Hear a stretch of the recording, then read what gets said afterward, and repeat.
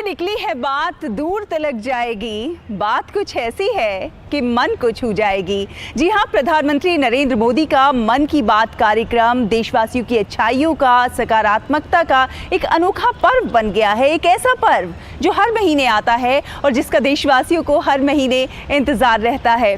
हम इसमें पॉजिटिविटी को सेलिब्रेट करते हैं, पीपुल्स पार्टिसिपेशन को सेलिब्रेट करते हैं। और जब प्रधानमंत्री नरेंद्र मोदी मन की बात कार्यक्रम में देशवासियों द्वारा किए गए सकारात्मक कार्यों का उल्लेख करते हैं तो वो कहानियाँ लोगों के लिए प्रेरणा की स्रोत बन जाती हैं। और ऐसी तमाम कहानियों को देश भर से समेटकर जिनका उल्लेख प्रधानमंत्री नरेंद्र मोदी ने मन की बात कार्यक्रम में किया, हम अपने इस विशेष कार्यक्रम में लेकर आए हैं। नमस्कार, मैं हूं शहला निगार और आप देख रहे हैं हमारा ये विशेष कार्यक्रम गुड न्यूज़ जज्बा इंडिया का। यहाँ होती हैं आम लोगों की बहुत खास कहानियाँ। पश्चिमी हिमालय की दुर्लभ प्रजातियों में से एक है भोजपत्र, जिसका ऐतिहासिक, धार्मिक और सांस्कृतिक महत्व भी है। और इसके संरक्षण और संवर्धन के लिए चमोली में अनेक प्रयास किए जा रहे हैं। यहाँ की नीति माना घाटी की जनजातीय महिलाएं इसके संरक्षण और संवर्धन के लिए प्रयास कर रही हैं और ये उनकी आर्थिकी को बढ़ाने का भी एक जरिया बन गया है। और इसीलिए प्रधानमंत्री नरेंद्र मोदी ने मन की बात कार्यक्रम में इन प्रयासों की सराहना की है।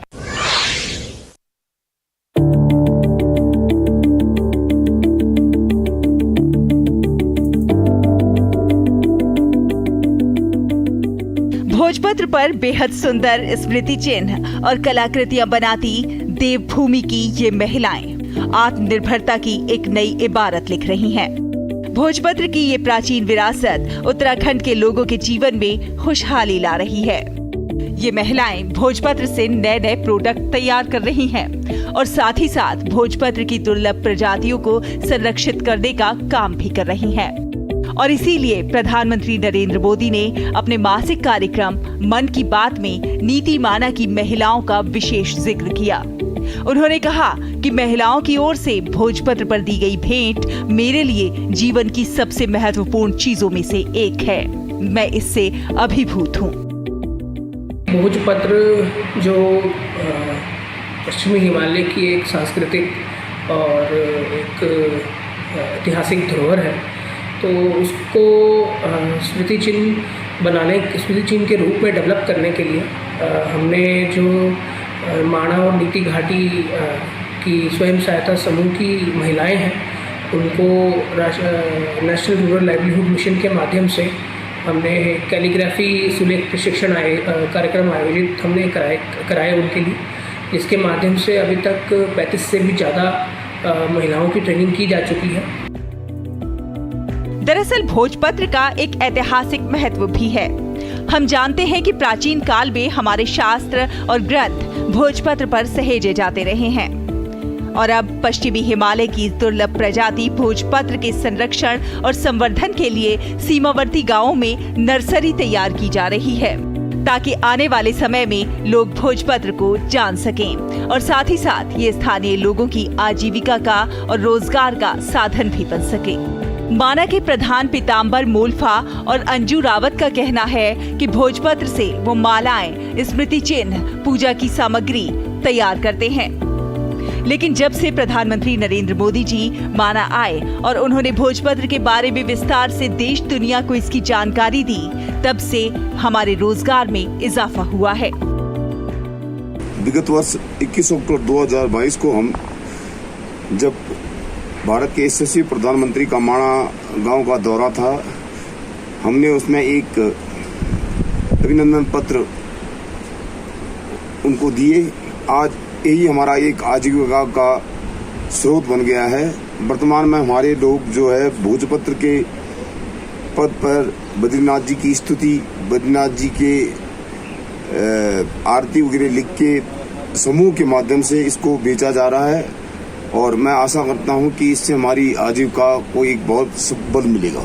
हमारे गांव में भोजपत्र के पौधे पेड़ होते हैं, तो हम उनसे कई प्रकार के सामान बनाते हैं, जैसे बैज और मालाएं, और जिन पे लिखा करते थे पुराने ज़माने में वो बनाते हैं। और मोदी जी आए थे पिछले साल अक्टूबर में माणा गांव में, तो उन्होंने हमारा ये सब देखा, तो उन्होंने सबको बहुत प्रोत्साहन किया उससे हमें आगे अपना व्यवसाय चलाने में मदद भी हो रही है। बड़ी संख्या में महिलाएं इससे जुड़कर आत्मनिर्भर बन रही हैं। महिलाओं द्वारा निर्मित स्मृति चिन्हों को तीर्थयात्रियों द्वारा काफी सराहा जा रहा है और अच्छे दामों पर खरीदा भी जा रहा है। इससे महिलाओं की आय में वृद्धि हुई है। साथ ही साथ भोजपत्र की कलाकृतियों के विक्रय से उनके परिवार के भरण पोषण में भी मदद मिल रही है। गुड न्यूज जज्बा इंडिया के लिए चमोली से शेखर रावत की रिपोर्ट, डीडी न्यूज। तो देखा आपने, आज देशवासी एक दूसरे का हाथ थामकर बड़ी से बड़ी चुनौतियों को बड़ी ही आसानी से पार कर पा रहे हैं, अपनी विरासत का संरक्षण कर रहे हैं, दुर्लभ प्रजातियों का संरक्षण कर रहे हैं और पर्यावरण का संरक्षण कर रहे हैं। प्रधानमंत्री नरेंद्र मोदी ने मन की बात कार्यक्रम में वर्षा जल संरक्षण की बात कही थी और देखिए देशवासियों ने उसे किस तरह से अपने जीवन में उतारा है। हम बात कर रहे हैं मध्य प्रदेश के शहडोल जिले के पकरिया गाँव की, जो एक उदाहरण बन के सामने आए हैं। यहाँ पर ग्रामीणों ने वर्षा जल से 100 से अधिक कुओं को रिचार्ज किया है और इसीलिए प्रधानमंत्री नरेंद्र मोदी ने भी मन की बात कार्यक्रम में इन ग्रामीणों के प्रयासों की सराहना की है।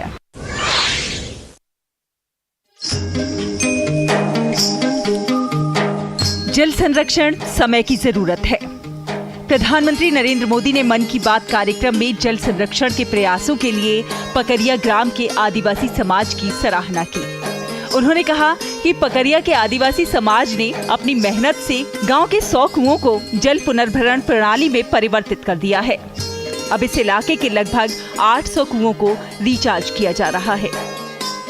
कुछ समय पहले मैं एमपी के शहडोल गया था। वहां मेरी मुलाकात पकरिया गांव के आदिवासी भाई बहनों से हुई थी। वहीं पर मेरी उनसे प्रकृति और पानी को बचाने के लिए भी चर्चा हुई थी। अभी मुझे पता चला है कि पकरिया गांव के आदिवासी भाई बहनों ने इसे लेकर काम भी शुरू कर दिया है। यहां प्रशासन की मदद से लोगों ने करीब 100 कुओं को वाटर रिचार्ज सिस्टम में बदल दिया है। बारिश का पानी अब इन कुओं में जाता है और कुओं से ये पानी जमीन के अंदर चला जाता है। इससे इलाके में भू जल स्तर भी धीरे धीरे सुधरेगा। अब सभी गांव वालों ने पूरे क्षेत्र के करीब करीब 800 कुएं को रिचार्ज के लिए उपयोग में लाने का लक्ष्य बनाया है। दरअसल कुछ समय पहले प्रधानमंत्री नरेंद्र मोदी शहडोल के पकरिया गांव में रहने वाले आदिवासियों से मिले थे। उनके दौरे से पहले अधिकारियों द्वारा गांव का कुआं ठीक किया गया था। अब उसी तकनीक के सहारे स्थानीय ग्रामीण अन्य कुओं को भी ठीक कर रहे हैं। बरसात के पानी को संरक्षित करने वाली इस तकनीक में पानी को कुएं तक पहुंचाने के लिए एक नाली का निर्माण किया जाता है। इस नाली को करीब 20 फीट पहले ही खुदाई करके कुएं के निचले हिस्से में जोड़ा जाता है। इससे पानी के साथ कुएं में मिट्टी नहीं पहुंच पाती है। प्रधानमंत्री के लोकप्रिय कार्यक्रम मन की बात में अपने अंचल का जिक्र होने के बाद ग्रामीण खुश हैं और उत्साहित भी हैं। अब ग्रामीणों की कोशिश इस तकनीक के सहारे अंचल के 800 कुओं को रिचार्ज करने की है। अभी सर हमारे गांव में करीब 25 कुएं रिचार्ज हो चुके हैं और ऐसे कुएं जो सूख गए थे और जिसमें वर्षा का पानी भी नहीं आ पा रहा था, तो ऐसे जगहों पर ये सोख्ता पीट बनवा कर और उसमें पानी भरा जा रहा है। हमें बहुत खुशी हुआ कि हमारे यहाँ माननीय प्रधानमंत्री जी आए और उनके मार्गदर्शन पे हमारे यहाँ जो कुओं का जल बढ़ाने के लिए कार्यक्रम चल रहा है, तो इसमें बहुत सारे कुओं का उद्धार होगा। हमारे गांव में जो है पानी का लेवल बढ़ जाएगा, ऊपर आ जाएगा और इससे किसानों को बहुत लाभ होगा। शहडोल जिले के इस आदिवासी अंचल के लोगों ने अपने प्रयासों से जल संरक्षण के इस अभियान को एक नई दिशा दी है। स्थानीय प्रशासन के मार्गदर्शन में शुरू हुए इस अभियान से इलाके में भूजल स्तर में भी सुधार हो रहा है। गुड न्यूज जज्बा इंडिया के लिए शहडोल से अरविंद पांडे की रिपोर्ट, डीडी न्यूज।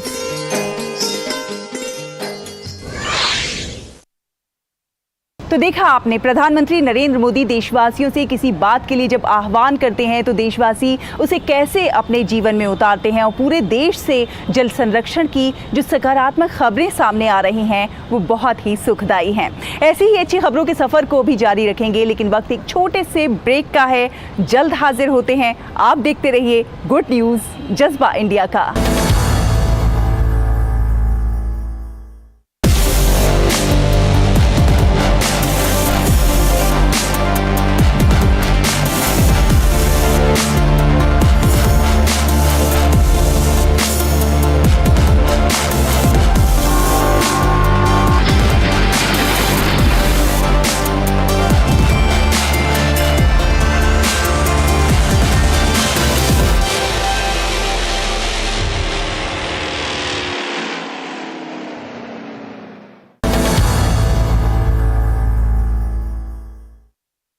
ब्रेक के बाद एक बार फिर आप सभी का बहुत बहुत स्वागत है। आप देख रहे हैं गुड न्यूज़ जज्बा इंडिया का। और चलिए अब हम आपको लेकर चलते हैं देश में स्थित मिनी ब्राज़ील में। आप सोच रहे होंगे कि देश में मिनी ब्राज़ील कैसे? जी हाँ, आपको लेकर चलते हैं शहडोल ज़िले के विचारपुर ग्राम में, जो कि मिनी ब्राज़ील के नाम से जाना जाता है। और कारण है यहाँ के युवाओं का फुटबॉल के प्रति प्रेम और जज्बा। पहले यहाँ के युवा नशे में लिप्त रहते थे, लेकिन और इस कारण वो काफ़ी पिछड़ते भी जा रहे थे, लेकिन जब से उन्होंने फुटबॉल के प्रति अपना प्रेम और रुझान बढ़ाया है तो वो वैश्विक पटल पर अपनी एक अलग पहचान बना रहे हैं। इस स्थान का एक अलग नाम हो रहा है और इसीलिए प्रधानमंत्री नरेंद्र मोदी ने मन की बात कार्यक्रम में इस स्थान का उल्लेख भी किया।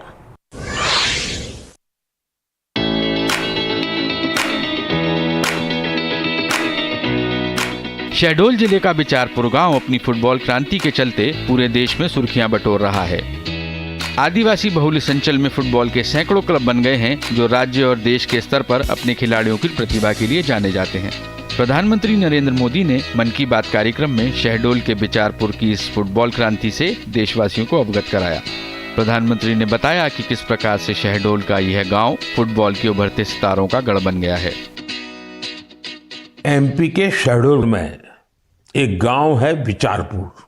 बिचारपुर को मिनी ब्राजील कहा जाता है। मिनी ब्राजील इसलिए क्योंकि ये गांव आज फुटबॉल के उभरते सितारों का गढ़ बन गया है। एक पूर्व नेशनल प्लेयर और कोच रईस अहमद ने इन युवाओं की प्रतिभा को पहचाना। कुछ साल के भीतर ही यहां फुटबॉल इतनी पॉपुलर हो गई कि बिचारपुर गांव की पहचान ही फुटबॉल से होने लगी। अब यहां फुटबॉल क्रांति नाम से एक प्रोग्राम भी चल रहा है। इस प्रोग्राम के तहत युवाओं को इस खेल से जोड़ा जाता है और उन्हें ट्रेनिंग दी जाती है। जिस बिचारपुर गांव के मिनी ब्राजील बनने के सफर का प्रधानमंत्री नरेंद्र मोदी ने जिक्र किया, वह यात्रा आज से करीब 2 से 2.5 दशक पहले शुरू हुई। उस समय यह अंचल अवैध शराब के लिए बदनाम था। नशे की बुराई से युवाओं को दूर करने के लिए पूर्व नेशनल प्लेयर रईस अहमद ने बच्चों और युवाओं को फुटबॉल खिलाना शुरू कर दिया। सीमित संसाधन होने के बाद भी रईस अहमद ने अपने प्रयास जारी रखे। आज यह खेल यहाँ इतना लोकप्रिय हो गया है कि बिचारपुर गांव की पहचान ही फुटबॉल से होने लगी है। यहाँ पर जो कार्यक्रम चल रहा है उसका नाम फुटबॉल क्रांति रखा गया है। इसमें युवाओं को खेल से जोड़ा जाता है और फुटबॉल की ट्रेनिंग दी जाती है। अब तक यहाँ से 40 से ज़्यादा स्टेट और नेशनल खिलाड़ी निकले हैं। शहडोल और उसके आसपास के काफ़ी बड़े इलाके में 1200 से अधिक फुटबॉल क्लब बन चुके हैं।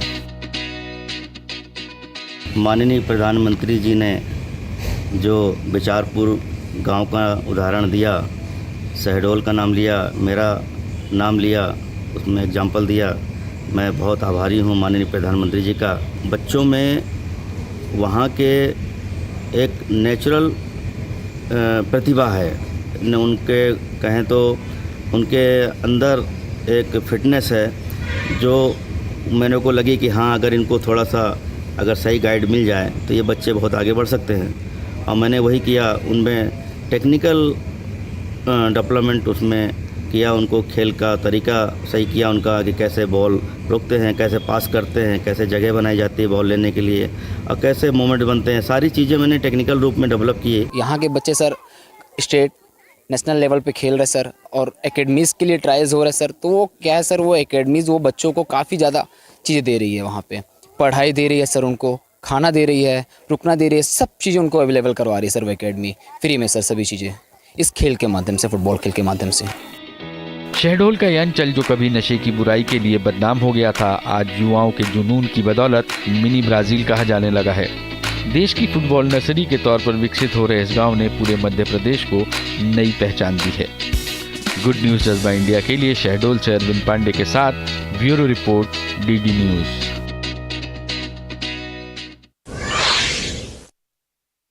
हमें अपनी परंपराओं को, विरासत को संरक्षित करने के लिए उन्हें बचाना है, उन्हें जीना भी है और उन्हें नई पीढ़ी को सिखाना भी है। इसके लिए अनेक प्रयास हो रहे हैं। प्रधानमंत्री नरेंद्र मोदी ने मन की बात कार्यक्रम में प्रभात सिंह बारहट का जिक्र किया, जिन्होंने एक अनूठी कृति बनाई थी। जी हाँ, उन्होंने एक शानदार कृति बनाई। प्रभात सिंह बारहट की 5 साल पहले मृत्यु हो गई है, लेकिन उनकी ये कृति आज सुर्खियां बटोर रही है, क्योंकि उन्होंने शिवाजी महाराज के जीवन प्रसंग पर ये खूबसूरत कृति बनाई है। आइए देखते हैं।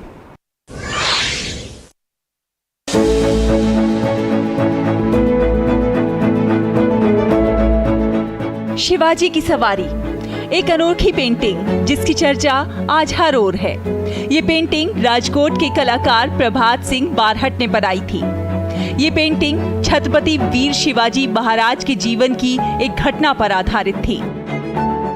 इसमें कलाकार प्रभात ने दर्शाया है कि छत्रपति शिवाजी महाराज राज्याभिषेक के बाद अपनी कुलदेवी तुलजा माता के दर्शन के लिए जा रहे थे और उस समय वहां पर कैसा माहौल था।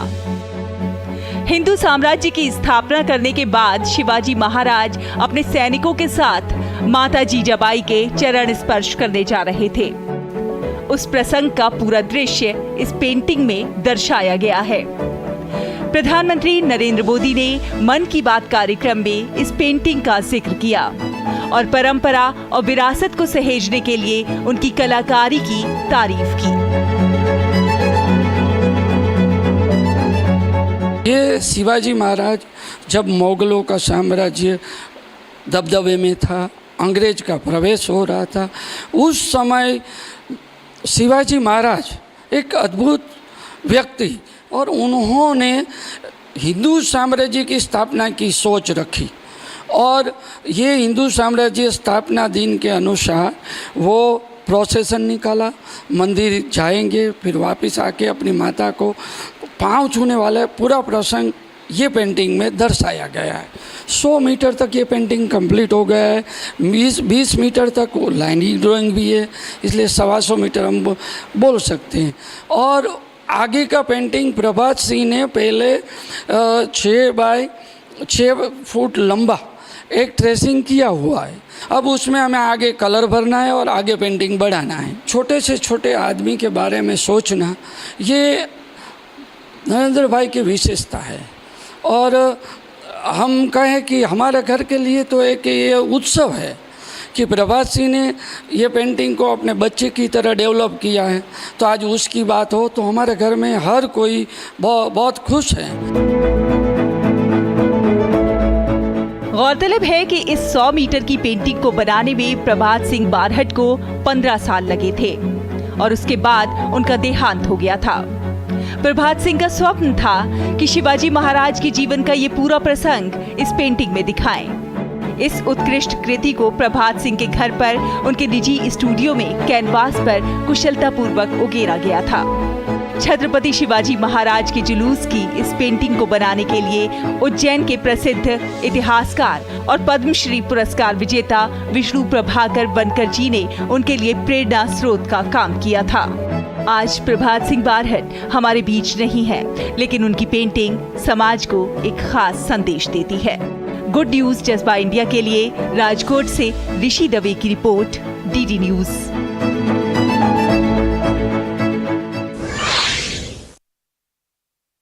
यहाँ रुकेंगे एक और छोटे से ब्रेक के लिए। ब्रेक के उस पार गुड न्यूज जज्बा इंडिया पर अच्छी खबरों का सफर जारी रहेगा। आप देखते रहिए डीडी न्यूज।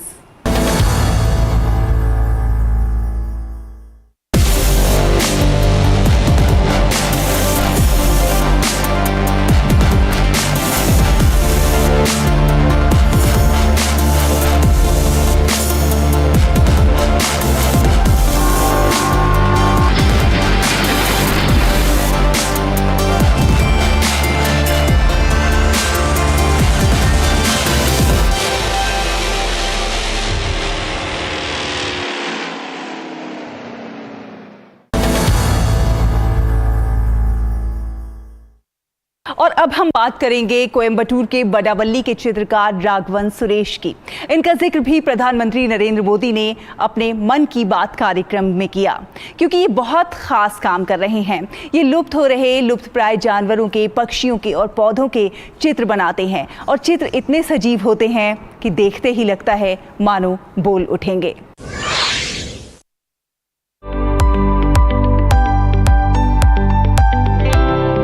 मिलिए कोयम्बटूर के वडावली के 59 वर्षीय चित्रकार सुरेश राघवन से, जिन्होंने कुछ वनस्पतियों और जीवों को चित्रित करके कम से कम उनकी स्मृति को संरक्षित करने का बीड़ा उठाया है। राघवन अब तक 50 स्थानीय पक्षियों, 42 स्थानीय जंगली जानवरों और 155 स्थानीय ऑर्किड का चित्रण कर चुके हैं। राघवन, जो वर्तमान में भारतीय वनस्पति सर्वेक्षण में एक चित्रकार के रूप में काम कर रहे हैं, इन्होंने कुछ वर्षों में नीलगिरी लकड़ी, कबूतर, एशियाई शेर, नीलगिरी मार्टन, ग्रे जैसे स्थानिक वनस्पतियों और जीवों का यथार्थवादी तरीके से दस्तावेजीकरण किया है। मैंने इन स्थानिक जीवों और पौधों को यथार्थवादी तरीके से चित्रित करने का प्रयास किया है, जिसमें प्राकृतिक रंगों का सही होना शामिल है। मैं आने वाली पीढ़ियों के लिए जागरूकता पैदा करने के लिए अपने चित्रों को तमिल और अंग्रेजी दोनों नाम प्रदान करना चाहता हूँ, जो अंततः इन जीवन रूपों को संरक्षित करने में सबसे आगे होंगे। चित्रण करते समय राघवन निश्चित रूप से अपनी सर्वश्रेष्ठ क्षमताओं के साथ एक सटीक चित्रण पेश कर रहे हैं, जिसमें पंखों की बनावट, प्राकृतिक रंग स्पेक्ट्रम और इसी तरह से विवरण शामिल होंगे। इस तरह के कार्य करने के लिए सुरेश राघवन प्रेरित हुए और उनको इसका दस्तावेजीकरण करने का विचार आया था। उन्होंने सोचा कि आने वाली पीढ़ियों के लिए जीवन के लगभग विलुप्त रूप इन दुर्लभताओं का सामना करने के अनुभव को कुछ हद तक संरक्षित करते हुए इस काम को करना चाहिए।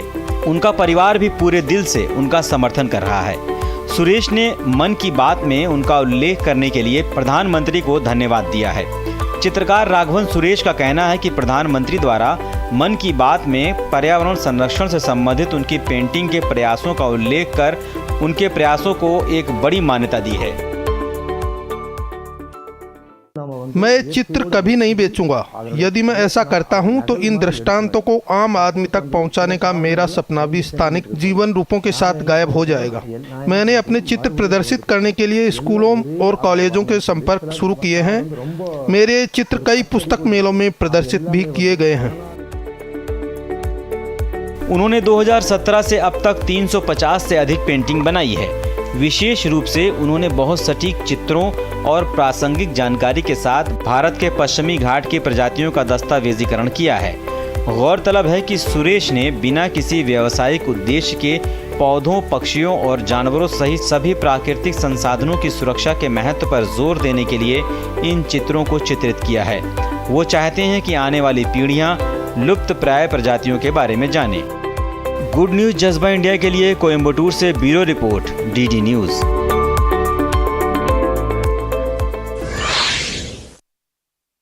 तो देखा आपने, हमारे देश के दूरस्थ गांव में रहने वाले छोटे कारीगर भी हमारे देश की विरासत को वैश्विक मंच तक पहुंचा रहे हैं। हमारे देश के कलाकार न केवल कला को संरक्षित और संवर्धन करने का काम कर रहे हैं, बल्कि प्रकृति के संरक्षण के लिए भी प्रयास कर रहे हैं। हमारे देश में अनेक ऐसे लोग हैं जो एक दूसरे की मदद के लिए हाथ आगे बढ़ा रहे हैं, जल संरक्षण के लिए प्रयास कर रहे हैं, मिट्टी को बचाने के लिए प्रयास कर रहे हैं। और ऐसे तमाम सकारात्मक प्रयासों का उल्लेख प्रधानमंत्री नरेंद्र मोदी अपने मन की बात कार्यक्रम में करते हैं, जिससे लोगों का हौसला और भी ज्यादा बढ़ जाता है। उम्मीद है आपको हमारा ये आज का कार्यक्रम बहुत पसंद आया होगा।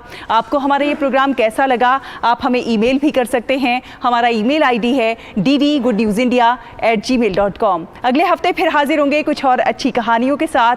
तब तक के लिए हमारी पूरी टीम को दीजिए अनुमति। नमस्कार।